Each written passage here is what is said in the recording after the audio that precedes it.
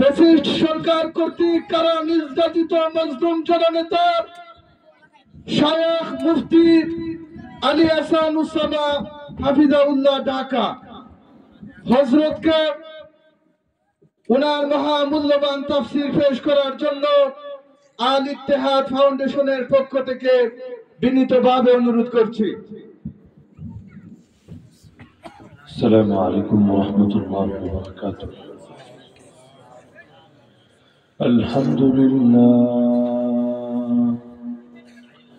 আলহামদুলিল্লাহ ওয়াহদাহু ওয়া কাফা ওয়া সালামুন আলা ইবাদিল্লাযীনা ইসতাফা। أما بعد فأعوذ بالله من الشيطان الرجيم. بسم الله الرحمن الرحيم. لقد كان لكم في رسول الله أسوة حسنة لمن كان يرجو الله واليوم الآخر وذكر الله كثيرا. وقال النبي صلى الله تعالى عليه وسلم: بعثت لأتمم مكارم الأخلاق.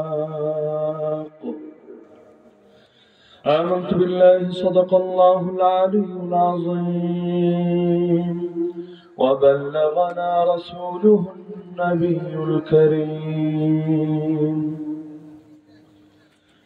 আল ইত্তেহাদ ফাউন্ডেশনের উদ্যোগে আয়োজিত আজকের চতুর্থ বার্ষিক তাফসীরুল কোরআন মাহফিলের সম্মানিত সভাপতি মণ্ডলী, উপস্থিত আমার শ্রোতা ওয়াজিবুল ইহতিরাম হযরত উলামায়ে কেরাম, এলাকার গণ্যমান্য মুরব্বিগণ, স্থানীয় এবং দূরদূরান্ত থেকে আগত দিন দরদী কোরআন প্রেমী প্রিয় তৌহিদি জনতা এবং পর্দার আড়ালে থাকা মা বোনেরা, আমরা যারা কালেমা পড়েছি, কালেমাকে অন্তরে ধারণ করেছি, কালেমার মধ্যে মৌলিক একটা স্বীকারোক্তি আমরা সকলে দিয়েছি, লা ইলাহা ইল্লাল্লাহ, হুকুম চলবে একমাত্র আল্লাহ, মুহাম্মাদুর রাসূলুল্লাহ, তরিকা চলবে একমাত্র মুহাম্মাদুর রাসূলুল্লাহ সাল্লাল্লাহু আলাইহি ওয়াসাল্লামের। হুকুম আল্লাহর, তরিকা রাসূলের। জীবনের সব ক্ষেত্রে আল্লাহর হুকুমকে আঁকড়ে ধরতে হবে, কারণ এমন কোন সাইড নেই যেই সাইডে আল্লাহর কোনো হুকুম নাই।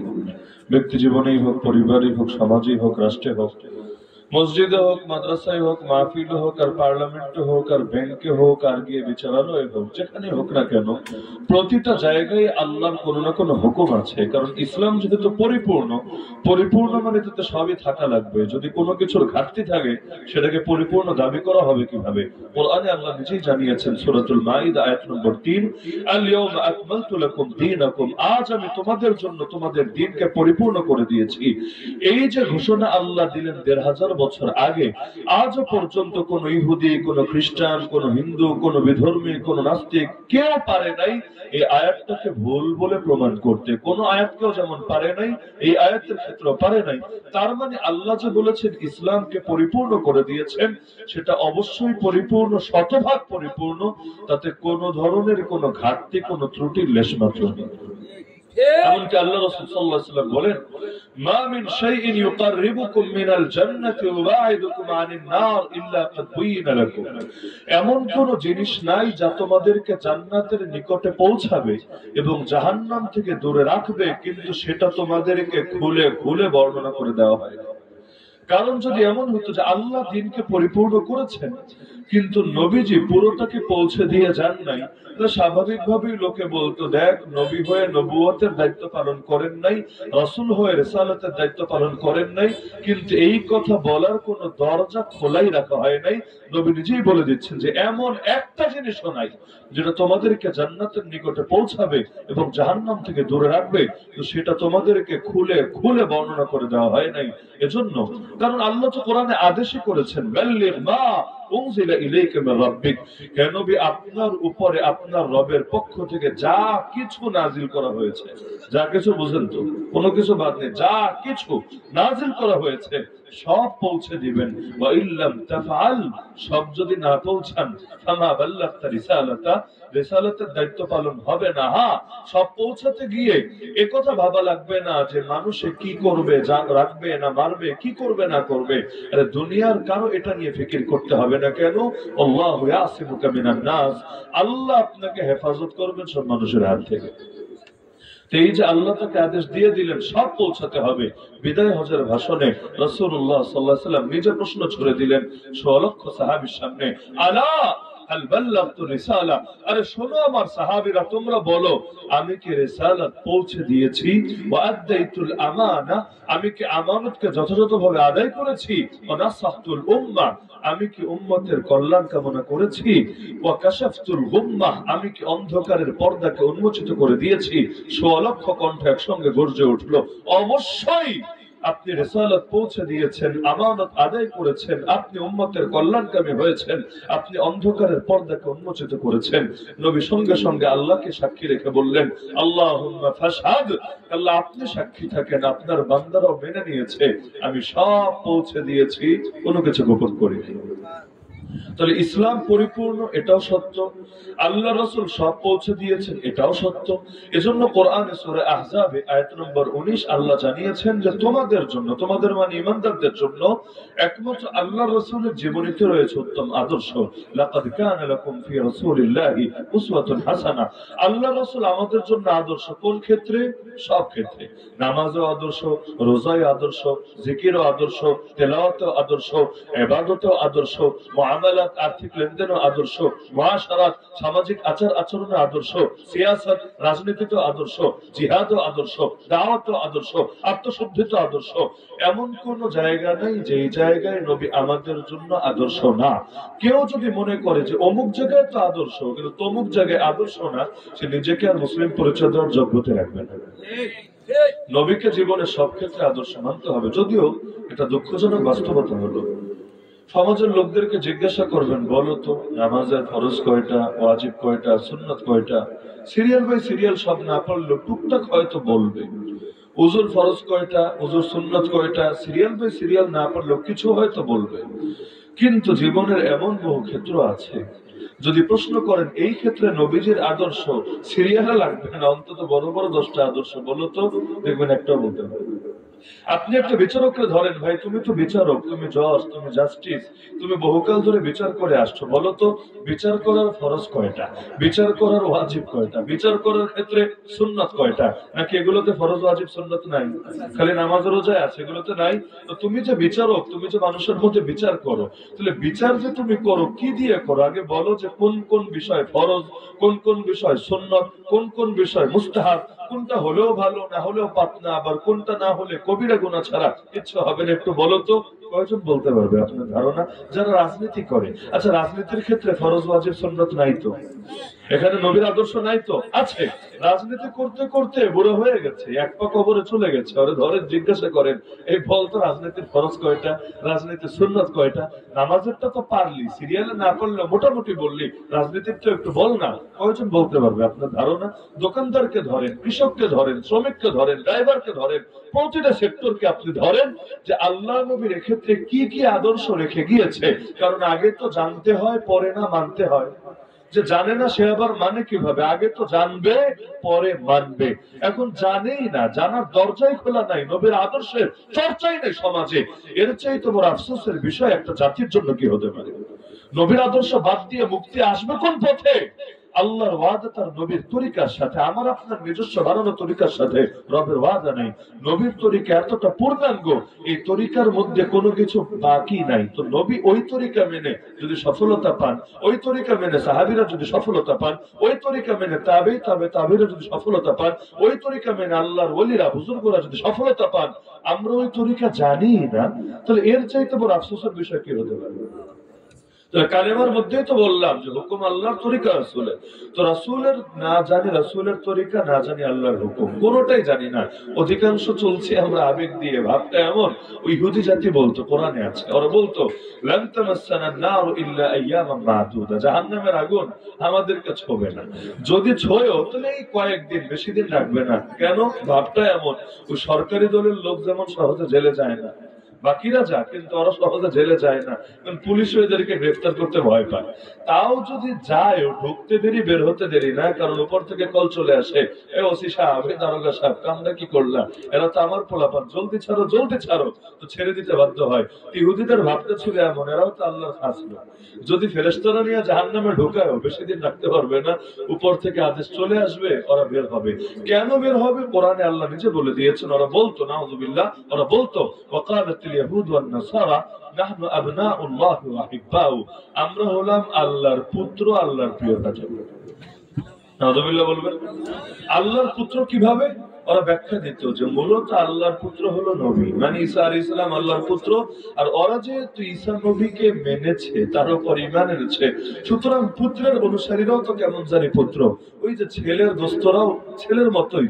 তো এরকম যেহেতু নবীরে প্রথম দাবি করেছে আল্লাহর বেটা, আল্লাহর পুত্র, আপনারা নবীর দলে ভিড়েছে, সেই নবীর উপরে ঈমান এনেছে, এই জন্য এখন দাবি করে বসেছে তারাও আল্লাহর পুত্র। সুতরাং আল্লাহ এদেরকে জেলে দিবে না, আল্লাহ এদেরকে জাহান্নামে ফেলবে না। নাউযুবিল্লাহ মিন যালিক। তা আমাদের হালত এমন, আল্লাহর হুকুম কি জানাই লাগবে না, নবীর তরিকা কি শেখাই লাগবে না, মরতে দেরি, এক লাফে জান্নাতে অটো যেতে দেরি না, কেমন জানি আল্লাহর সঙ্গে ধরে নিয়েছে, আল্লাহর সঙ্গে আমাদের কন্টাক্ট আছে, চুক্তি আছে, আল্লাহর ব্যতিক্রম হয়তো করবে না। আফসোস লাগে, অধিকাংশ মানুষ দেখবেন যেগুলো করে, যেমন ধরেন উজু, নামাজ পড়তে উজু করে, আপনি উজুগুলো তাকায় দেখেন আর নবীর উজু কেমন ছিল একবার মিলায় দেখেন, দেখবেন অধিকাংশ মানুষের উজুর মধ্যেও নবীর আদর্শ খুঁজে পাবেন না।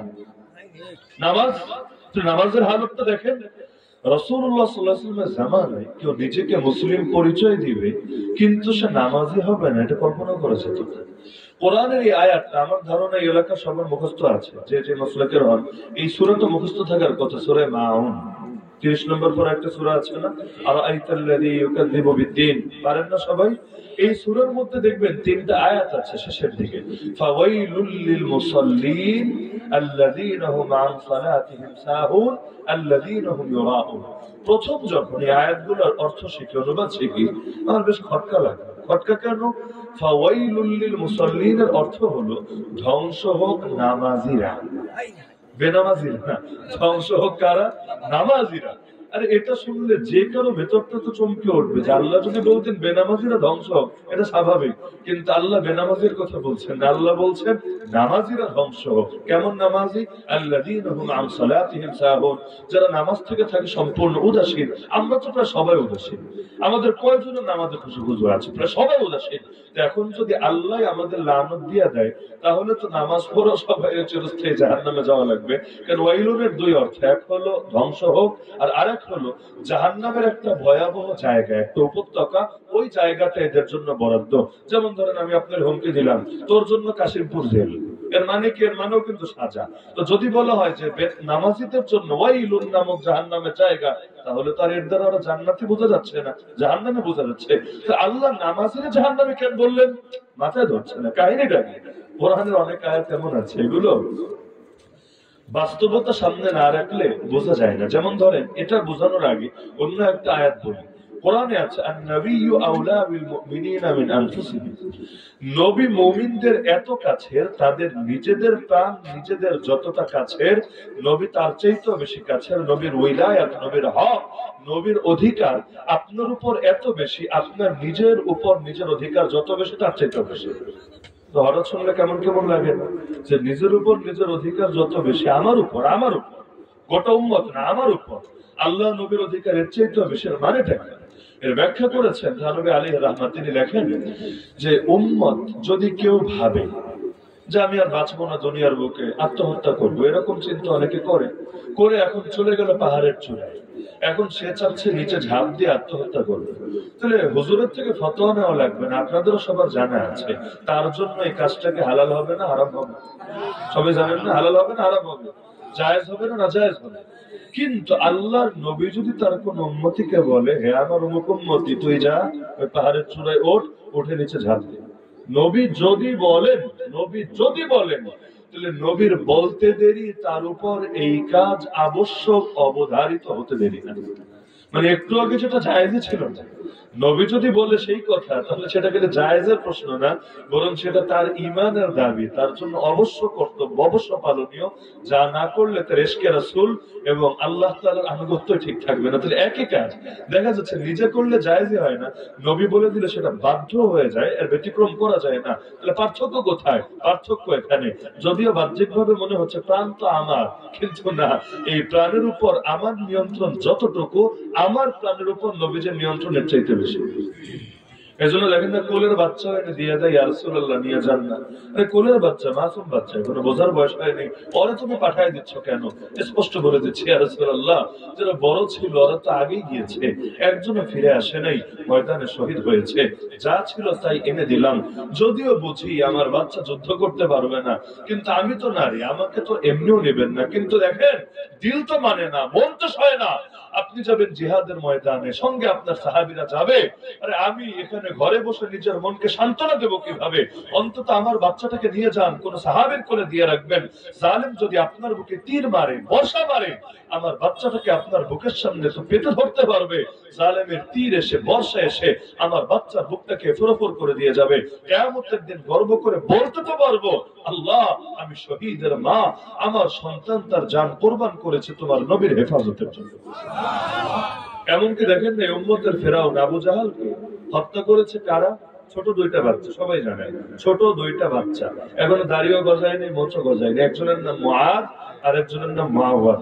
কেন করেছে কাজটা?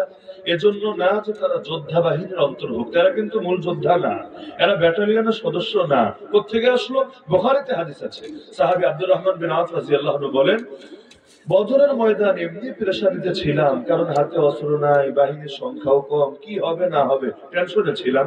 তিনি বলেন, ভাবছিলাম যদি আমার সঙ্গে কয়েকটা নওজোয়ান থাকতো, তবু অন্তত তাদেরকে নিয়ে কাফেরদের একটু হলেও চাপে ফেলার চেষ্টা করতাম। এর মধ্যে হঠাৎ দেখি ডান পাশে এক বাচ্চা, বাম পাশে আরেক বাচ্চা। এর মধ্যে আমার অবাক করে দিয়ে এক বাচ্চা বলে, চাচা, ও চাচা, আবু জাহালকে একটু দেখায় দেন না। তিনি বলেন, ওরে জবাব দেওয়ার আগে অন্য পাশে একটা বলে, না চাচা, আমাকে দেখান, আমাকে, আবু জাহালকে। তিনি বলেন, পড়ে অবাক, জিজ্ঞাসা করলাম, ভাতিজা, আবু জাহালকে চিনে কি করবা? তোমাদের কাজটা কি? সে যুদ্ধের সেনাপতি, কুরাইশের সর্দার, তাকে দিয়ে তোমাদের ফায়দাটা কি? এবার বলে বসলো, কত সরল একটা বাক্য, কোনো প্যাচ নেই। তারা বলে উঠলো, চাচা, শুনেছি সে আল্লাহর নবীকে গালি দেয়, আল্লাহর নামে কসম করেছি, একবার যদি ওর দেখা পেয়ে যাই, হয়তো ওকে জাহান্নামে পৌঁছাবো, না হলে নিজেরা শহীদ হয়ে জান্নাতের সবুজ পাখি হব। কিন্তু একবার ওর দেখা পেয়ে গেলে ও বা আমরা, যার কপালে আগে মরণ লেখা, সে মরার আগ পর্যন্ত ওর পিছু তো ছাড়বো না। মাকে বলে এসেছি, মা, আবু জাহালের দফরফা না করে তোমার সামনে মুখটা এসে দেখাবো না, সুতরাং দেখায় দেন না, নবীর ইজ্জত হেফাজতের জন্য ময়দানে নেমেছি, আমাদেরকে নিরাশ করে না। ছোট বাচ্চা, ওরা, ওদের জন্য জিহাদ ফরজ না ওয়াজিব, ফরজে আইন না ফরজে কিফায়া, শর্ত কি, রকম কি, এই কি সেই কি, অত কিছু বোঝে না। বাচ্চা মানুষ দিলের ভেতরে আবেগ যা আছে তাই বলে ফেলেছে যে ও নবীর সামনে বেয়াদবি করে, হয়তো ও থাকবে দুনিয়ার বুকে, না হলে আমরা থাকবো, কিন্তু আমরা থাকতে ও দুনিয়াতে নবীর সামনে বেয়াদবি করবে, এটা তো মেনে নিতে পারি না। অবশেষে তিনি দেখায় দিলেন, তিনি বলেন, ইশারা দিতে দেরি, বাজ পাখির মতো ছুটে যেতে দেরি। যদি বড় কোনো সাহাবীও যেত, আবু জাহালের ধারে কাছেও বুঝতে পারতো না, কারণ সিকিউরিটি বেষ্টিত ছিল। যে কেউ গেলে একদম কুচুকাটা করে ফেলতো, কিন্তু দুই বাচ্চা যাচ্ছে, ওদের মাথায়ও নেই বাচ্চা কি জন্য আসবে, তারা তো যোদ্ধাও না। ভেবেছে বাচ্চা এসে বলবে, আঙ্কেল আঙ্কেল, আমার আব্বারে মাইরেন না, আমার আব্বারে তুইলা নিয়েন না, এই টাইপের একটা ডায়লগ দিবে। কিন্তু জানে না, কখনো কখনো বাচ্চারাই এমন কিছু করে যেটা বড়রাও পারে না। বাংলাদেশের ইতিহাস বাদ দিলাম, কখনো কখনো বাচ্চারা এমন কিছু করে যেটা অনেক সময় বড়রাও করে উঠতে পারে না। আল্লাহ এই হিম্মত দিয়ে দেন তাদের বুকে। তো তারা গেল, কিন্তু গেলে কি হবে, যতই হোক বাচ্চা তো। আবু জাহাল হচ্ছে ঘোড়ার পিঠ, ওই বাংলাদেশের অসহায় ঘোড়া ভাইবেন না, আরব ঘোড়া, অ্যারাবিয়ান হর্স, এগুলোর পিঠই আপনাদের অনেকের মাথার উপরে, নাগাল পাবে কিভাবে? আবু জাহেল তো অনেক উপরে, নাগাল পাবে কিভাবে? আর যদি পায়েটায় মারে লাভ হবে না, পা কাটলে কি আর আবু জাহেল মরবে নাকি? তাহলে আবু জাহেল তো ধরা ছোঁয়ার বাইরে। এখন কি করবে? একজন গিয়ে কোপ মারলো ঘোড়ার পায়ে, পা কেটে গেল, আবু জাহেল ছিটকে পড়লো, আর একজন লাফ দিয়ে বুকের উপর চড়ে কাজ যা করার করে ফেললো। এরপরও লড়াই থামায় নাই। একজন এসে একটা কোপ মেরে দিল, হাতটা কেটে গেল, কিন্তু কেটে মাটিতে লুটিয়ে পড়লো না, চামড়া আর গোশতের সঙ্গে হাতটা আটকে রইল। হাড্ডিও কেটে গেছে, কিন্তু পুরো হাত কেটে পড়ে যায় নাই, এখানে আটকে রইল। কিন্তু আল্লাহর বান্দা হাতের দিকে না তাকিয়ে বাকি হাত দিয়ে, এক হাত দিয়ে লড়াই চালাতে থাকলো। কিন্তু যেই কয়বার হাত নড়ে, যুদ্ধ করতে গেলে তো হাত নড়বেই। এখন কারো কখনো কাটাছাড়া অভিজ্ঞতা থাকলে বুঝবেন, যদি কোথাও চামড়াও বের হয়ে থাকে, একটু টাচ লাগলেও কলিজায় মোচড় দিয়ে ওঠে। তো এখন হাতটা যেই কয়বার নড়ছে, ভেতরে মোচড় দিয়ে উঠছে, সে বুঝতে পারছে ধীরে ধীরে মনোবল নষ্ট হয়ে যাবে। কেন? একদিকে তো রক্ত গড়িয়ে পড়ছে আর পড়ছে, এত রক্ত বের হলে তো শরীর এমনি দুর্বল হয়ে যায়। তার মধ্যে এতবার যদি নাড়া খায়, তাহলে প্রতিবার কলিজায় মোচড় দিয়ে ওঠে, কতক্ষণ তার হিম্মত থাকবে? অবশেষে চিন্তা করলো, হাত আল্লাহ এবং তার রাসূলের পথে তুই বাধা হবি, তা থাক, তোর আর দরকার নেই। হাতটা মাটিতে রেখে পা দিয়ে পাড়া মারলো, এদিক থেকে টান মারলো, হাতটা শরীর থেকে আলাদা হয়ে গেল। এবার অবশিষ্ট হাত দিয়ে ঠিক বীরের মতো জিহাদ চালিয়ে যেতে লাগলো। মহব্বত কাকে বলে? নিজের জান কোরবান করা কাকে বলে? এগুলো বিজ্ঞান দিয়ে ব্যাখ্যা করা সম্ভব না। এগুলো একমাত্র ইমোশন, আবেগ, আল্লাহ এবং তার রাসূলের মহব্বত ছাড়া দ্বিতীয় কোনো কিছু দিয়ে বোঝানো সম্ভব না। অন্ধ সাহাবীও চলে আসে, ইয়া রাসূলুল্লাহ নিয়ে যান না। নাবালিগ সাহাবীও চলে আসে, ইয়া রাসূলুল্লাহ আমাকে একটা চান্স দেন না। ল্যাংড়া সাহাবীও চলে আসে, ইয়া রাসূলুল্লাহ আমিও খুঁড়িয়ে খুঁড়িয়ে জান্নাতে যেতে চাই, আমারও একটা সুযোগ কি দেওয়া যায় না? কি যে এক আবেগ, কি যে এক মহব্বত। বলছিলাম যে অনেক সময় বাস্তবতা সামনে না রাখলে আয়াত বোঝা যায় না। তার নবিয়্যু আওলা বিল মুমিনিনা মিন আনফুসিহিম, এটা যেমন উদাহরণ দিলে স্পষ্ট হয়। ফাওয়াইলুল লিল মুসাল্লিন, ধ্বংস হোক নামাজীরা। এর মানেটা কি দাঁড়ায়? এর মানে এটা বাংলাদেশে বসে আসলে বোঝা সম্ভব না, কারণ আমরা যেই দেশ দেখি, যে অবস্থা দেখি, এর আলোকে বুঝি। তো প্রথমে আমি বুঝতে পারছিলাম না যে নামাজ ধ্বংস হোক মানেটা কি। পরবর্তীতে বুঝলাম যে আরে এটা তো এই ফিতনার যুগ দেখে বোঝা সম্ভবই না। ফিরে যেতে হবে নবীর যুগে, ফিরে যেতে হবে খেলাফতের যুগে। ওই সময় সিস্টেম ছিল প্রতিটা মানুষ ইচ্ছায় বা অনিচ্ছায়, যারা মুমিন, যারা নিজেদেরকে মুসলিম বলে, ইচ্ছায় অনিচ্ছায় নামাজ পড়তে বাধ্য থাকবেই থাকবে। সে নামাজ পড়বে না, আবার লোকে তারে মুসলমান বলবে, এটা কল্পনাও করা যেত না। এমন কে হাদিস কে না জানেন? নবী বলেন আমার দিল চাই। আমি বেলালকে বলি, বেলাল তুমি ইকামত দাও। এরপর মদিনার ঘরগুলোতে একটা চক্কর লাগাই, যেই যেই ঘরে এমন লোক পাবো যারা জামাতে আসে নাই, নামাজ পড়েনি, এটা বলেন নাই, নামাজ তো ঘরেও পড়তে পারে। তো নবী বলছেন যারা জামাতে আসে নাই, আমার দিলটা চায় লাকড়ি জমা করে ওদের ঘরগুলাই পুরায় দেয়। শুধুমাত্র এজন্য করি না যে ঘরে নারী আছে, ঘরে শিশু আছে, না হলে যারা জামাতে আসেন একজনের ঘরও বাকি রাখতাম না, ঘর পুরাই দিতাম। এমনকি নবী বলেন লা সালাতা লিজারিল মসজিদ ইল্লা ফিল মসজিদ, মসজিদের নিকটে যার ঘর তার নামাজ কামিলই হবে না মসজিদে এসে আদায় না করলে। এমনকি সাহাবীরা বলেন আমরা যদি আমাদের সময় কাউকে ফজরে আর এশায় না দেখতাম, আমরা তারে মুনাফিক মনে করতাম। অন্য বাকি ওয়াক্ত রাখেন, খালি ফজরে আর এশায়। ওই জামানায় মানুষ আগে আগে ঘুমায় যেত, তো দেখা যেত অনেকে মাগরিবের পরে শরীর ছেড়ে দিয়েছে, ঘুমিয়ে গেছে, এশায় উঠতে পারছে না। তো বললো কাউকে যদি এশায় আর ফজরে দেখতে না পেতাম, মুনাফিক মনে করতে শুরু করতাম। এগুলোর কারণে, চাপের কারণে হলেও নামাজ পড়তে বাধ্য ছিল, যার কারণে মুনাফিকরা মসজিদে চলে আসতো। কেন? কারণ না হলে ভন্ডামের মুখোশ পরে থাকতে পারবে না, লোকে চিনে ফেলবে, আরে এটা তো মুনাফিক, নাহলে মসজিদে কেন আসে না। তো মুনাফিক যদি মসজিদে আসে, ওর দিলে কি আল্লাহ থাকে? ও তো আল্লাহর জন্য আসে না, ও তো এসেছে দেখানোর জন্য, ও তো এসেছে মানুষকে ধোঁকা দেওয়ার জন্য, ও তো এসেছে ভন্ডামি করার জন্য।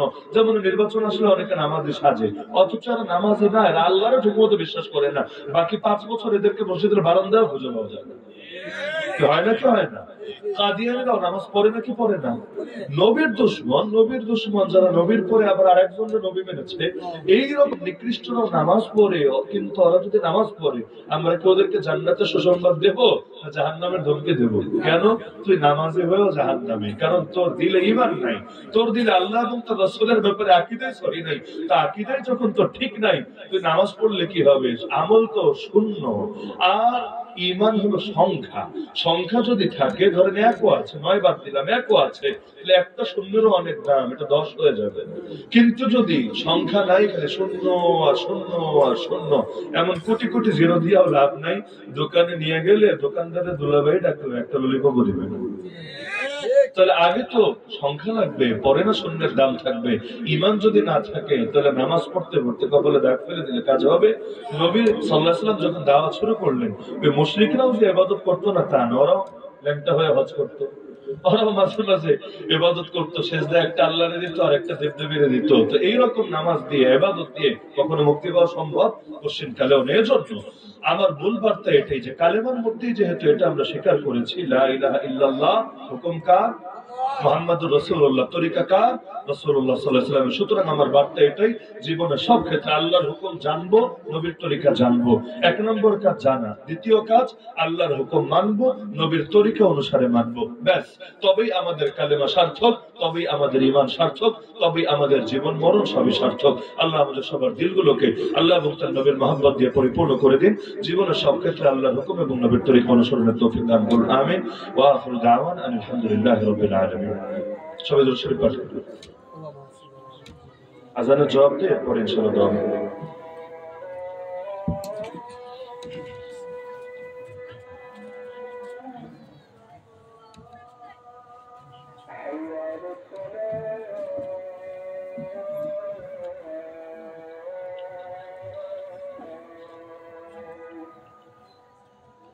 বেবার কথা বুঝরাই না।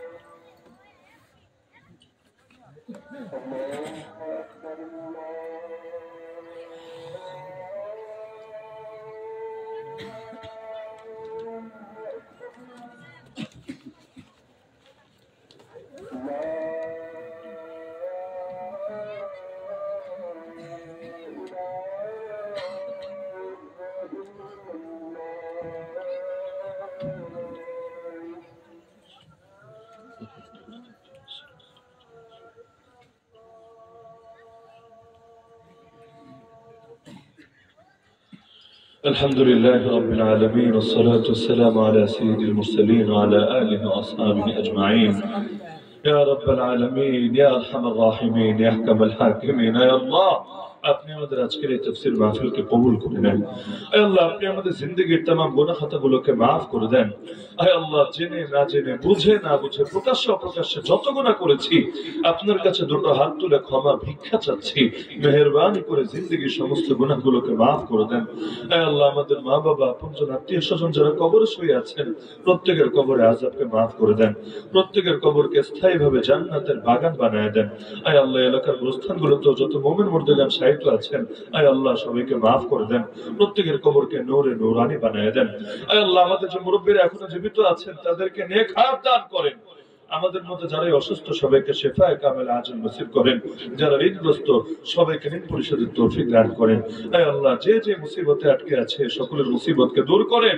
আয় আল্লাহ, যারা ঋণগ্রস্ত, সবাইকে ঋণ পরিশোধের তৌফিক দান করেন। আয় আল্লাহ, প্রত্যেকের পরিবারে সুখ শান্তি রহমত বরকত দান করেন। আয় আল্লাহ, আমাদের দিলগুলোকে আপনার মহব্বত এবং প্রিয় নবীজির মহব্বত দিয়ে পরিপূর্ণ করে দেন। আয় আল্লাহ, আপনাকে এবং আপনার নবীজিকে যাতে নিজেদের জানের চাইতে বেশি ভালোবাসতে পারে, সেই তৌফিক দান করেন।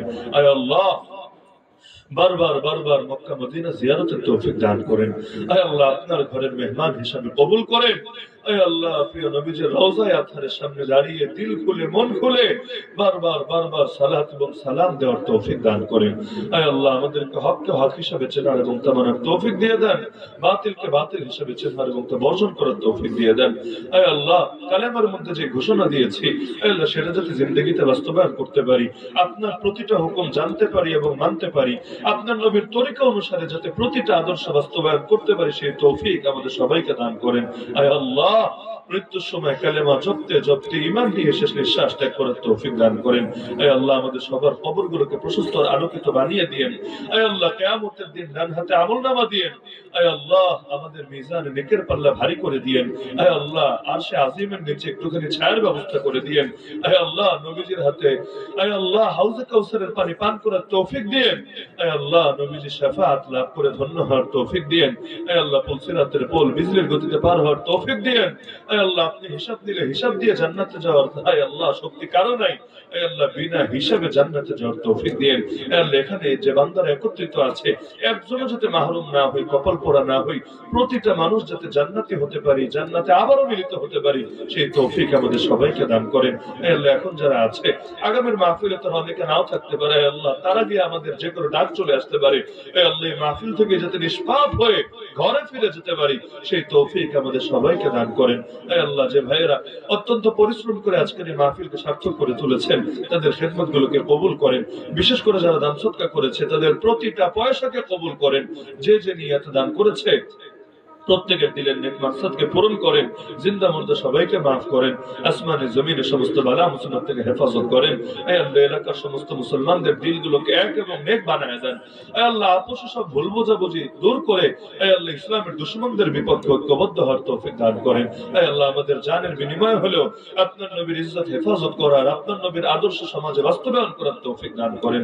সুবহান রাব্বিকা রাব্বিল ইজ্জাতি আম্মা ইয়াসিফুন ওয়া সালামুন আলাল মুরসালিন ওয়ালহামদুলিল্লাহি রাব্বিল العالمين وصلى الله تعالى على خير خلقه سيدنا وأولانا ومولانا محمد وعلى أهل بيته وأصحابه أجمعين وارحمنا معهم برحمتك يا أرحم الراحمين.